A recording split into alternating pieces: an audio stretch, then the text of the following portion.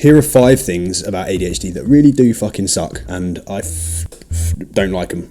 I really don't like them at all. There's this narrative on social media that ADHD is a superpower, or that there is loads of benefits to having ADHD, that it makes you really cool and amazing and better than other people. That isn't really true, if I'm completely honest with you, or it's certainly not my experience. There are things that are good about ADHD, various things in my life that I think now, looking back, since I've been diagnosed, I can attribute to being because of my ADHD or influenced by my ADHD, but a shitload more of things that have been bad because of my ADHD and things that I deal with on a day-to-day basis that's absolutely fucking suck. I want people to understand the truth about ADHD, which sounds like I'm doing some sort of kind of celebrity reveal thing here. So, number 1, being forgetful. I am very, very forgetful. I have a very poor short-term memory. I find myself losing things a lot, putting things down and not knowing where they are, which is pretty classic ADHD, not remembering dates, birthdays, things that people have said to me, places, all sorts of shit that I should remember and I don't remember because of the ADHD. Being forgetful is a massive part of it. It's to do with the way that our brains are wired. We have not the thing that we need. I think often it's that when you're trying to remember something, or when you first have that memory put in, is that you're distracted by something else, you're focused on something else. If someone tells me something and I'm thinking about something else, there's no way I'm remembering it. If someone tells me something and it's the only thing I'm thinking about at that moment in time, then I'm more likely to remember it. What can you do to sort of sort out memory and help yourself with memory with ADHD? Put things in a place that's the place that you leave it anyway, so you know that the thing's always going to be there. That's quite a good one, like leaving your keys in the place that you always leave your keys, and just make sure you always do that. If it's things that you need to remember in terms of dates or times or places or people, writing it down, calendars, blah blah blah. Those are about the only things that I can suggest, really.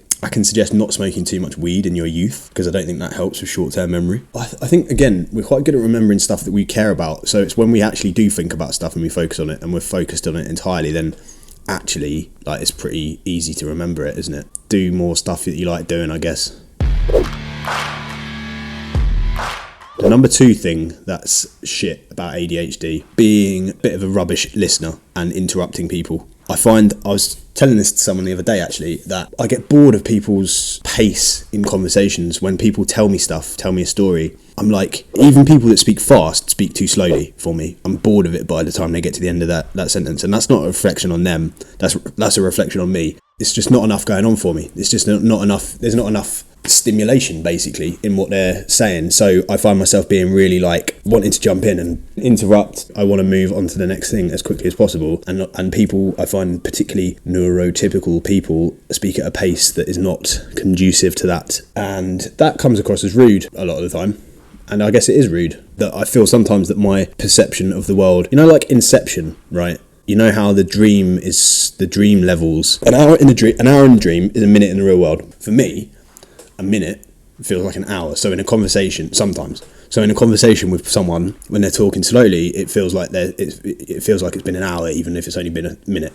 And that is very frustrating, and it's tiring, and I don't like it. But yeah, it makes me come across like I'm rude, makes people think I'm being a shit, I'm not listening to them. And it's not that I'm not listening to them, or that I want to jump in with my own thing. It's that a lot of the time I know what I'm going to say. I find myself finishing people's sentences a lot, or I'm a couple of steps ahead. I'm not saying I'm smarter than them or I'm faster than them or whatever. It's just I'm very good at pattern recognition. I can see where things are going. I'm quite good at predicting that where that next step is. People speak in cliches half the time as well, so half of what people are going to say is something that you've probably heard before. Number 3 is feeling stuck. It's the counterpoint to this sped up time thing is this being frozen thing, not being able to move in a moment. It's this executive function issue, isn't it? You get sort of frozen in time. You want to do the thing, but you can't, and it's not even it's not like I want to do this thing, but I'll do it in a bit. It's I want to fucking do this thing now, but I literally can't get up. It's like someone's holding me down, a invisible force is pushing me down, and I can't actually get up. That's what it feels like, genuinely. It might sound like I'm making it up to people that, if you haven't got ADHD, that might sound weird, but people that have got ADHD, you'll know what I mean. This sort of paralysis state, it's almost like sleep paralysis but awake, That's a good way of putting it. I like that. Sleep paralysis, but awake. I can't believe, honestly, now at this point, I'm 31 years I had this, and I didn't know why that was the case. I just thought that was what I was like. And then I get diagnosed with ADHD, and I realised that actually that's what it was. Like, I'm still fucking baffled by my own lack of picking that up. It's not a laziness thing. It's not a procrastination thing. I want to do the thing, whether it's a task at work or a task, whatever the fuck it is.